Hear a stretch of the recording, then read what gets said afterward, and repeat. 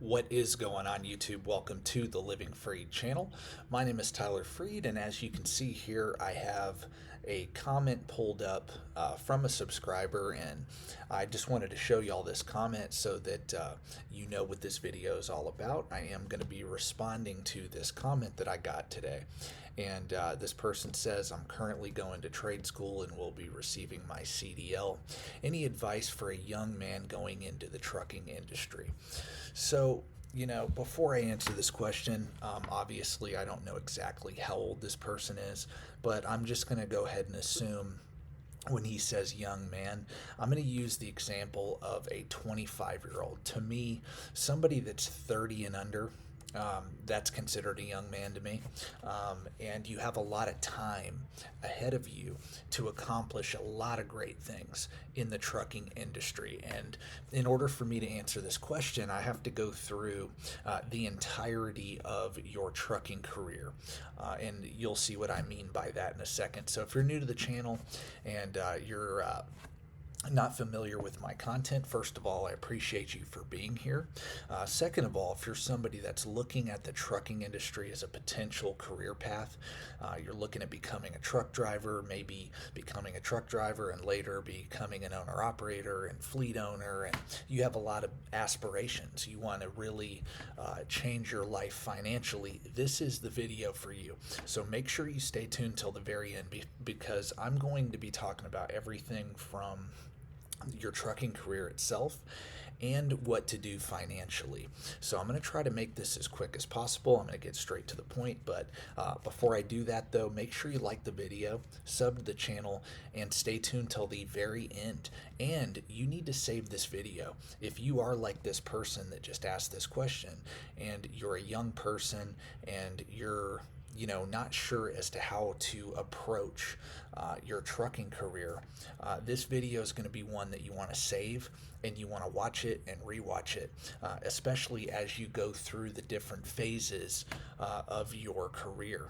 100%. So I'm going to get right into it. So first and foremost, I don't have a lot of details in this comment other than what's your advice for a young man going into trucking. Well, number one, you need to figure out, is this a long-term career path? Number one, I would not get into trucking if you're not looking at it like, hey, I'm going to get in and make this at least a 10-year career, 10, 15, 20-year career. I wouldn't do it because by the time you actually get the experience, by the time you actually get good at what you're doing,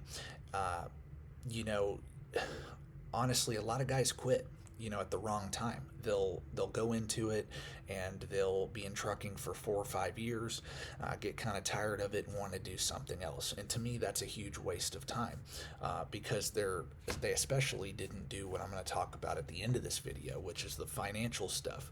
Because if they were doing that, they would actually stick with trucking. But I first want to, like I said, talk about the career side. So you need to figure out, what's your long-term plan? How long do you want to drive? Do you want to be a company driver your whole career? Do you want to become an owner operator at some point? Do you want to be an owner op and add trucks and grow a fleet? Do you want to lease those trucks onto a carrier, or do you want to get your own authority? What is your long-term plan? How long do you want to be in trucking, and what's your long-term plan? And that'll let you know where you need to begin. And another thing too, like I talk about all the time, is you need to figure out what division you want to be in. What division do you want to be in? Do you want to be in dry van, reefer, flatbed, heavy haul, step deck, oil field work, construction work? There's so many, car hauling, so many different types of trucking out there. You need to figure out what type of trucking you want to do before you get in. Do you need your endorsements? And I would recommend get that anyway. Get your doubles, your triples, hazmat, all those endorsements. The more specialized you are, the more skills you have in the trucking industry, the more marketable you are, the more specialized you are, the better money you're going to make. That's for company, owner op, doesn't matter really. There's money to be made in every division, but really where you set yourself apart and become more valuable is where you do find your own niche and specialize, and or just get a lot of experience. I mean, you can do basic general dry van freight, reefer freight, flatbed, make really great money as a company driver, but you got to get your experience in order to get that. But in the first 2 years, 1 to 2 years, you're not going to make that top CPM. You're just not. The companies don't really pay that much for newer drivers. So that is really the first thing when you first get in. Don't expect to make a whole lot your first year or even your second year. After that, as long as you're accident and ticket free, then the sky is the limit, really. And especially if you do what I just said, you specialize and you just go into something that you're going to say, hey, I'm going to become an expert at this niche in trucking. That is what I've done. I became an expert at what I know, or what I do. I've stuck with the same thing. And that's what I would recommend most people do, because you don't want to be a jack of all trade and a master of none. You need to become a master of something. You really do. And I've had people argue with me about that. Oh, well, it's good to know how to do everything. Yeah, it is. But if you never get great at any one thing, it's going to be hard to make the real money in this industry and in any other industry, really. So my advice to you is just that. Figure out what you want to do long term with your trucking career. The second thing I always recommend is you need to get on a financial plan. Okay, you need to get totally out of debt. Let's say, and I said I would use the example of a 25-year-old. Let's say you're 25 years old and you're in debt, right? And it's going to take you 2 years to get out of debt. Okay, you need to first of all get on a budget, figure out your income, your expenses, and what the difference of that is, and apply that difference to your debt. If you have no debt, that's great. If you have no debt, the second thing I recommend is to build up a 6-month emergency fund. Why do I tell you to do that? So that when you get out of debt, you do not go back into debt. That's number one. Number two, when you start investing or you start saving up to start a business you want to start, you don't have to dip into that money to cover personal emergencies. So you need to save up 6 months worth of living expenses. Add up all your expenses for a month, multiply it by 6, have that emergency fund in place, and then you will be set up to start really beginning to build wealth. The first thing, though, man, is the security, and people hate this advice. They hate the crock pot version of building wealth, but really it's the only way to do it, and it's the only way to do it safely and efficiently and for sure. You can try to skip the steps if you want to, but I can almost guarantee you're not going to succeed at what I'm about to tell you. Don't skip the steps. Get totally out of debt. Build up a 6-month emergency fund. After that, I would strongly advise, and like I said, I'm going to use the example of a 25-year-old in this video. If you're 25, let's say it takes 2 years to get out of debt, build that emergency fund. You're 27 years old and you figured out your niche. You're more than likely going to be making 6 figures or more. If you do what I said, you're going to make 6 figures a year as a truck driver. You 100% will. And if you're out of debt and have an emergency fund, you will be able to save and invest a lot of money. I would say you're making $100,000 a year and you're out of debt and have that emergency fund, you could probably save at least $500 a week. 25% of your income, 25% of your income, even more than that. If you're somebody that is real serious, you're going to live out of your truck and you're going to save as much as you can, or you're not going to live out of your truck, but you're going to, live very cheaply. You're not going to go and live high on the hog.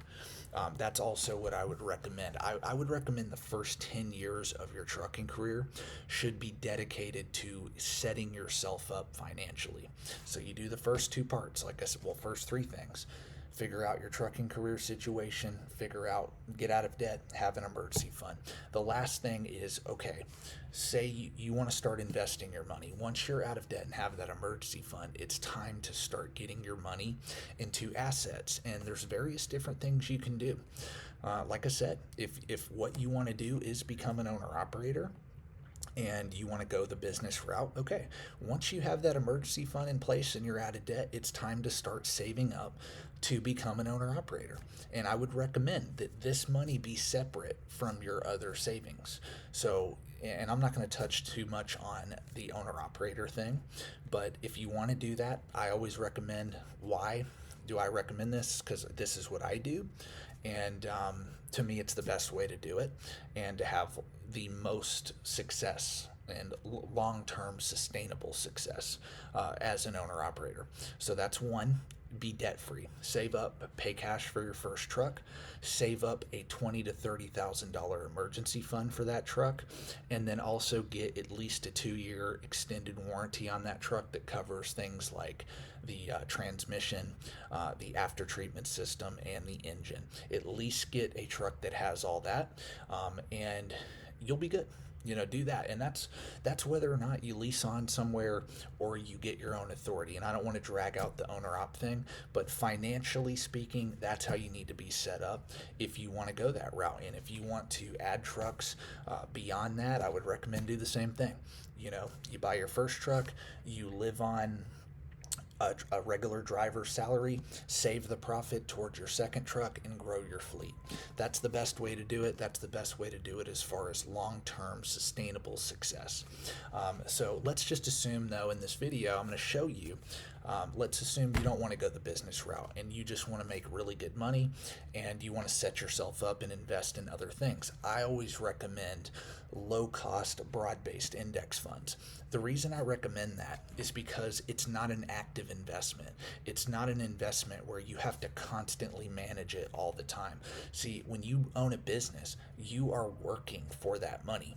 Yes, a business can make a lot more money than like a low-cost index fund, a lot higher return, but it is highly active. I own a fleet. I own 6 trucks. I run a 6-truck fleet, and it is very active. I am working every single day. I'm always on call. There's never a day off when you operate a fleet or any business. So just remember that. I'm not saying it's a bad thing, because you can invest in a business and use that money to invest in other things or build a really big business and sell it one day and retire. There's many things you can do. And all I'm doing in this video is really just trying to go through all the different scenarios. That's why I say you got to rewatch it, you got to save it, rewatch it, because there's a lot in this video to take in. But that's what I would recommend on the business route. But like I said, if you don't want to go that route, then you need to get your money into other assets besides a business. And like I said, I recommend low-cost index funds, and I'm going to go over that at the end of this video and show you the power of compound investing, compound interest, compound growth. And I'm going to use this person as an example. And like I said, I'm just going to assume, let's say you're 25.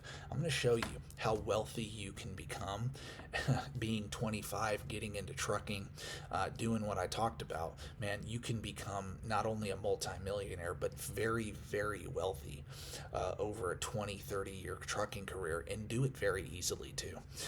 It's really amazing, and I love talking to people who are at that age that are asking questions like that. And that's why I'm even showing this comment. It's because it's like, man, I hope you watch this video. The person that asked this question, I hope you're watching this video, still watching this video.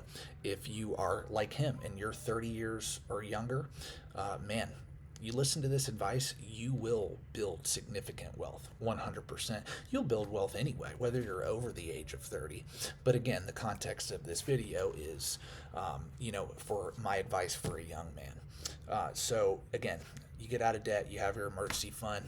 You either want to go the business route, I'd start saving for that after that, or investing your money elsewhere, or you want to buy real estate. Some people want to do that, but real estate, just remember, it can be a great investment, but it's just like a business. That's because it is a business.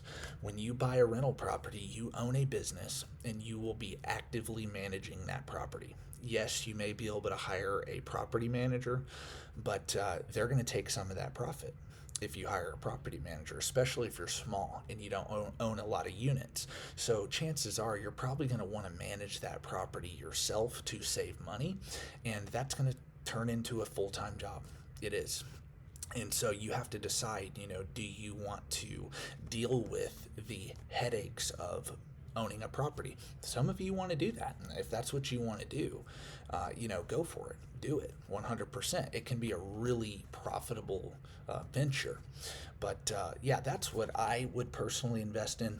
I only invest in cash flow producing assets. I do not buy things like gold, silver, Bitcoin, none of that, because none of those things produce cash flow, and I don't buy that. So if it doesn't produce cash flow like a business and go up in value over time, I don't buy it. Some people knock me for that, and that's fine. If you want to buy those things, that's totally fine. But moral of the story, put your money after you get out of debt and have an emergency fund. You want to put your money into assets, whether that's a business, real estate, or stocks. And now I'm going to show you the compound growth. So what I always recommend, and that's why I say stay tuned till the end of the video. So this guy asked the question. He's a young man. Like I said, I'm going to answer his question based on, let's say he's 25, like I keep saying. Okay. Well, say you're that 25-year-old that I'm talking to. And like I said, I'm just going to say the first 2 years, because most people getting into trucking are going to at least have some debt. If no debt, they're going to have to build an emergency fund. So let's say this person is 25 talking to me.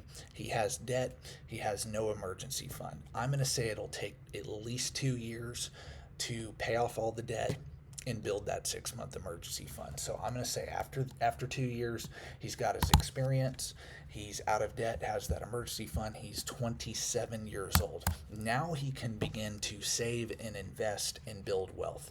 And like I said, I always recommend put your money in a low-cost, broad-based index fund, and I'll go through all the funds that I always recommend at the end of this video. But I first want to show the compounding growth. I want to show you the numbers so that I can get your attention, so that you understand the power of having a CDL. The earning potential of having a CDL can be, like I said, 6 figures a year. 100, 110,000, 120,000 a year. You become an owner operator and you're a debt-free owner op, like I just talked about. You can make 150 to 200,000 a year if you're debt-free, 100%. And so you got to put that money to use. Okay, you got to put that money to use and start growing your money. You don't want to just save it, you want to grow it. And so, okay, he's out of debt. He has his emergency fund. He's 27. That's a pretty good position to be in. Let's say this guy is going to work, he's going to really save he's going to at least max out the 401k. And the 401k is about, it's about $500 a week, $2,000 a month to max out the 401k. Let's say he's going to retire at 57. He's going to work until he's 57. So for 30 years, how much does he currently have? 0. How much will he contribute? Let's see, $2,000 a month. Okay, and as you can see at the bottom here, it says the historical return of the S&P 500 has been roughly 10 to 12% per year. Now that is compounded annual growth every single year. That is not 10% over 30 years. It is 10% every year compounded annually. That is a big difference than just making 10%. I have had some people, I know most of you understand that, but I've had some people say, oh, well, just 10% in 30 years. No, it's compounded annually over 30 years. I shouldn't have to say that, but believe me, there's people that comment and make comments like that, and it's pretty crazy. So, anyway, I like to go with the lower end of this. Always, you can do whatever you want to do. And I'm going to show you like the returns of these funds. I'll show you the S&P 500, and you will actually see over the last like 10 years, it's beaten that. It's beaten 10% a year. So I'm just going to go with the low ball. So you're 27, you're out of debt, have an emergency fund, and you're going to buy a low cost index fund. You're going to just max out your 401k, for example. You're saving $2,000 a month, $500 a week. I got a great comment from another subscriber who said, "Man, what corporate America won't tell you." I'm just paraphrasing what he said, but he said, "What corporate America won't tell you is that if you save $500 a week for 20 years and put it in a low cost index fund, you will have like $2.5 million." And he's absolutely correct. He's absolutely correct. You will see the numbers right now yourself. So let's see. Okay, over 30 years, $4.5 million. Oh, that's not a lot of money. Well, there's people that'll say that when I do these videos. They'll say, "Oh, that's not a lot of money." Well, how much money are you a millionaire now? If you're not a millionaire, then you can't say nothing. If you don't even have $20,000 saved up, how are you going to say that's not a lot of money? That is a lot of money, and I'm going to show you why that's a lot of money. Let's say you do this for 30 years and you reach $4.5 million. Well, there's a calculator, right? And we are going to do, we are going to do 4% a year withdrawal rate, and that's $180,000 a year in income every month. If you do that every month, you'll be making 15 grand a month in passive income, withdrawing 4% a year, just 4% a year. And at 57, you could withdraw 4% a year. And I mean, do you have to work? You're making 180 grand a year, and you don't have to work for that money. I'm pretty sure even then, even in 30 years with inflation and everything, you're still going to be able to live a pretty comfortable life on 180 grand a year. Okay, let's say you do this for 20 years, even $1.5 million. Okay, 20 years, $1.5 million. That's just $500 a week. Some of you can save more than that. Some of you, and play with the numbers. I always use Dave Ramsey's retirement calculator. Just type in Dave Ramsey investment or retirement calculator. This will pop up. Whatever you can save, figure that out. You know your numbers better than I do. This is just an example to show you the power of compound investing. But do the numbers. Come on here, put your age, put your retirement, even put how much you already have saved, and play with the numbers. Do it. Let's say you want to do this till you're 60. Add another 3 years. It'll make a huge difference too when you add a few more years. That 4.5 million is now 6.1. Moral of the story, guys, if you're watching this video, you're that young guy that commented, you need to do everything I said at the beginning, but this is the most important part. This is just buying a low-cost S&P 500 or the other funds I'm going to talk about.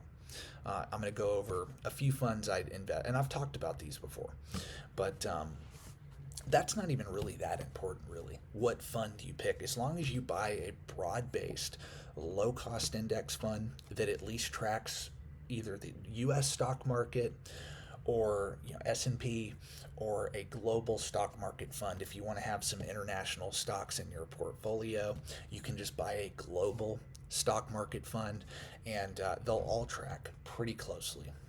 Okay, they'll all track pretty closely, and they're gonna, they're gonna get about the same return over the long run. They will. And what matters really more than anything is your savings rate, how much you're putting in. How much are you saving? It's not about the return you get, really. I mean, that is important. You want your money to be making you money, but it's about savings rate. Savings rate is more important than outperforming the market. I have people say, "Oh, well, picking single stocks is better than index funds." Yeah, over like a 30-year span, only like 1% of active investors outperform the S&P 500. And so if you're watching this video and you think that you can outperform the market over a 30-year span, and when professionals on Wall Street can't do so, statistically they don't outperform. What makes you think that's going to be you, especially somebody who is just driving a truck all day? It's going to be hard to do that. Good luck. You can try, but I would recommend not trying to do something that is statistically pretty much impossible to do over a 25, 30-year span, and just buy the market, invest in the world's best companies, and own those assets. Buy them and hold them and work your job and live your life. You don't have to worry about anything when you do that. Don't overcomplicate this. Get into trucking, get your skill set, learn as many skills as you can, specialize, get really great at what you're doing. You will make great money, get out of debt, have an emergency fund, and plow as much money as you can into a low-cost index fund, and you will retire a multimillionaire. Like I just showed you. I just showed you the numbers. There's people that want to say, oh, you're full of crap, Tyler. Well, I show you all the numbers. I do these long videos like this to show you the truth, to show you it's right in front of your face. How do you deny what's in front of your face? You can't. You can't deny that. So I'm going to end with this too, because a lot of people ask me to show the funds, but that's it, man. Come on here. I don't want to spend too much time on this, but go online, look up this calculator that I just showed you, and do the numbers. You will see it for yourself. Okay. And so what are the funds I like?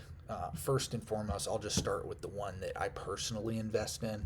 This is VT. VTWAX is the mutual fund version of this. It's the same investment. The version I'm showing you right now is the ETF version. It's the same exact index. Okay, so whether you buy VTWAX or VT, it's the exact same thing. But what is this index fund? It is the total world stock market index. So it is not just the U.S. stock market or the S&P 500. And what is the S&P 500? It is the top 500 companies that are publicly traded on the New York Stock Exchange. It is not the entire U.S. stock market. However, the top 500 companies, being that all these indexes I'm going to show you are market cap weighted. What does market cap weighted mean? It means that the top companies, the biggest companies, make up the largest percentage of the overall index. I'll show you in a second an example of that. So the top 500 companies, the S&P 500, for example, makes up 80% of the entire U.S. stock market. Why?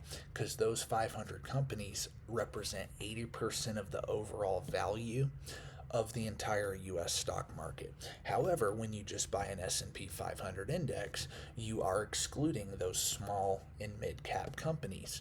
So me, personally, I don't like to exclude the smaller companies, the smaller markets, and I also don't like to exclude internationally based companies, because there's a lot of great companies that aren't based here in the United States. There's nothing wrong with buying an S&P 500 or a total U.S. stock market if you just want to go U.S. There's nothing wrong with that.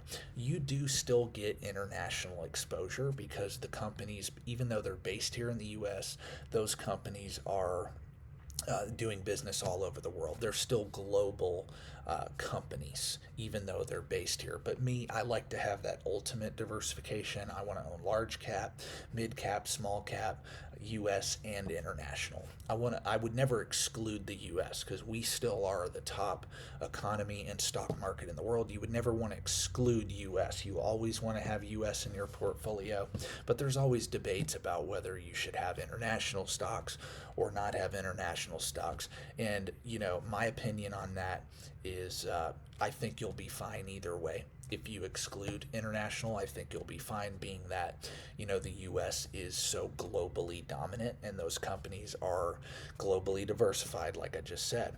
But why exclude? Why exclude those other markets? Why exclude those other companies? That's pretty much it. But all we're doing is splitting hairs, really, when it comes to the whole should you have international or not. Me personally, I like to have it. So, as you can see here, so this is the VT World Stock Market Index Fund. If I show you the chart, as you can see, it shows you all, pretty much the history, and you can come on stockanalysis.com. You can look up VT for yourself.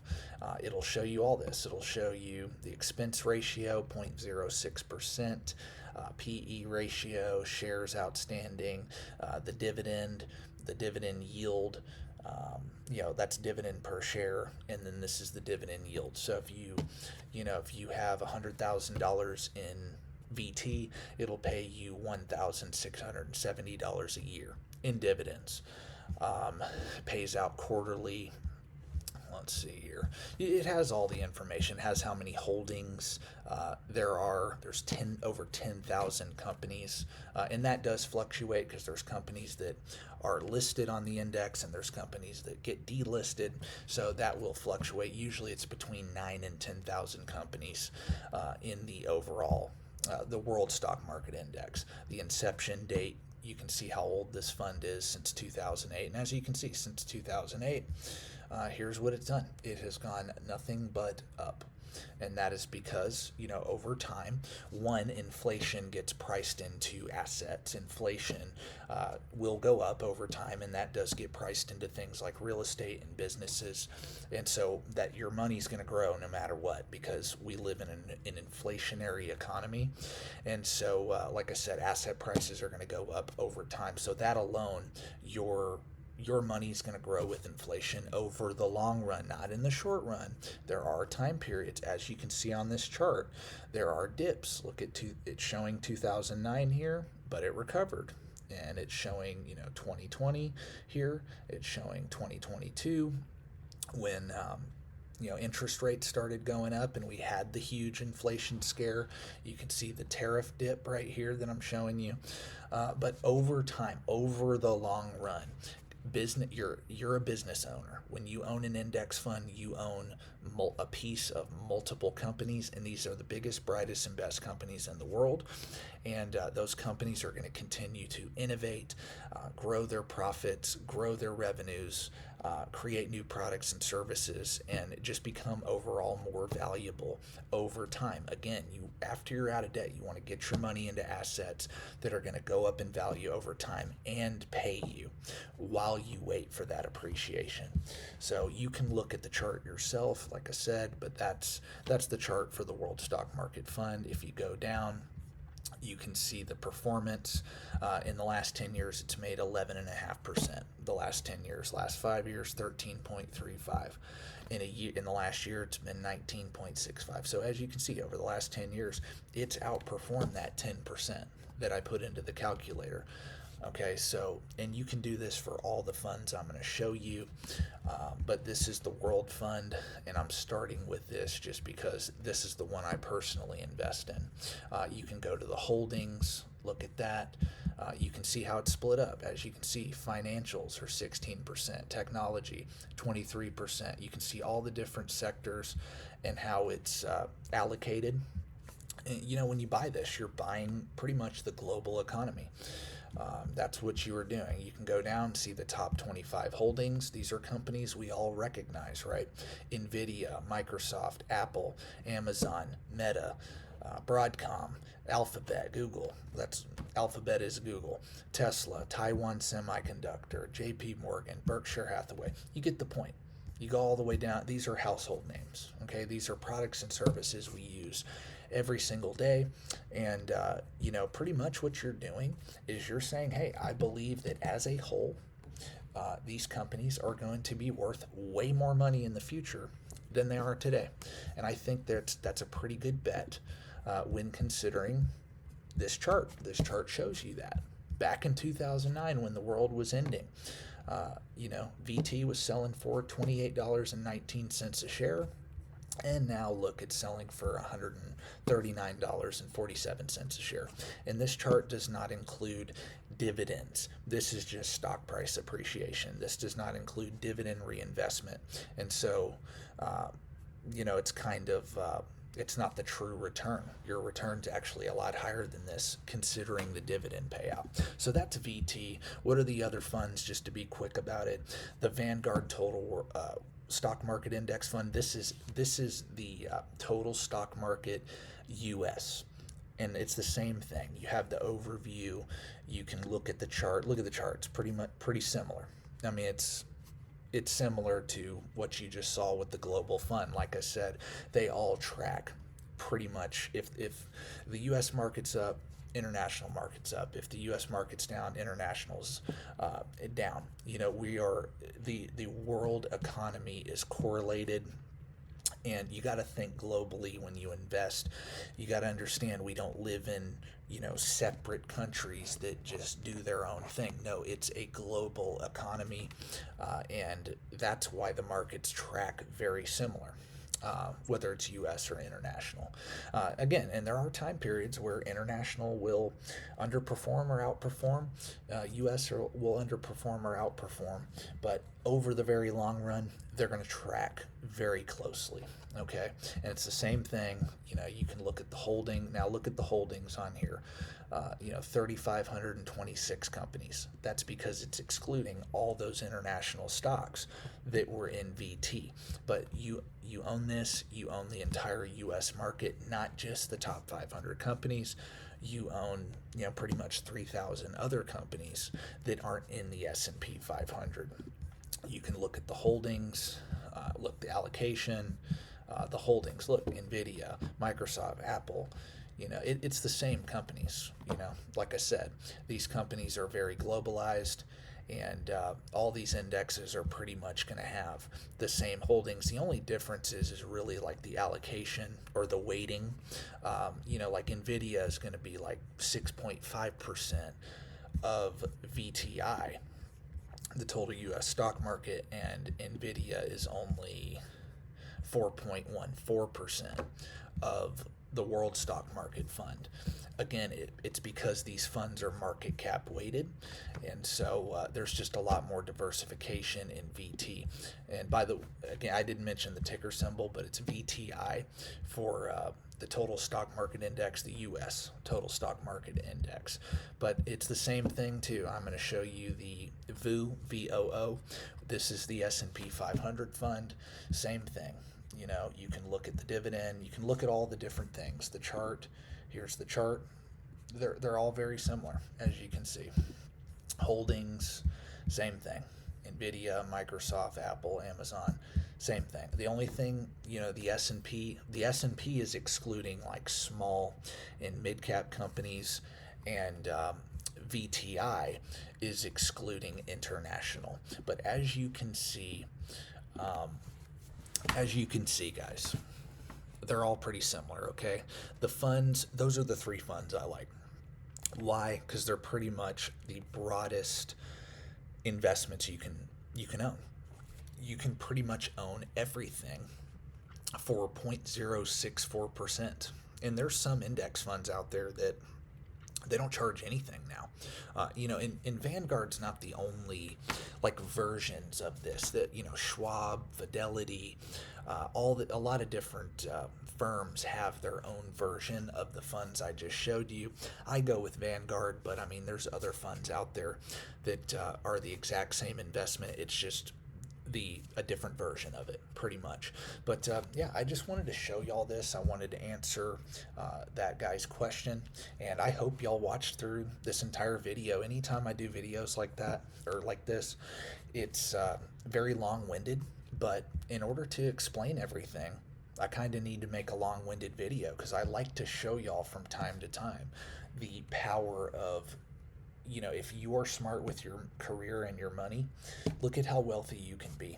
And by the way, this doesn't, just to end with this, I'm ending now, but that's just saving $2,000 a month. What if you get to a point where you can save $4,000 a month, $5,000 a month? Sky is the limit, man. The sky is the limit. And that 10% return doesn't even really have to be an index fund. What if you're making 10% a year on your money in real estate? What if you're making 20% on your money owning a trucking business? You know, there's other ways to invest. I'm just showing you the most simple path, this most simple way to invest. And here's the book to end with this: Simple Path to Wealth. This is the book I always recommend, okay? The Simple Path to Wealth, right here, by J.L. Collins. I recommend every single person watching this video, if you haven't read it already, you need to either download this book or order it and read this book. Read this book. This book will pretty much lay out what I just showed you, and it'll go over all of this in even more detail than I did. But if you read this book and you do what this book says to a T, you will retire a multimillionaire. You will create financial freedom in even less time than I talked about. You will. You could probably be financially free, meaning you would never have to work again if you listen to the advice in this book, and do it in 15 to 20 years. That'd be pretty amazing, wouldn't it? So that's my video for today. So just want to say God bless. Thank you all for staying tuned this far. If you did, please subscribe. Please like the video. I will do more content like this. If you want me to do any more videos on finance, please leave a comment in the comment section down below. I will do that. But for now, that is it for this video. I'm about to go take my son to t-ball practice. So yeah, stay tuned for the next video, and peace out.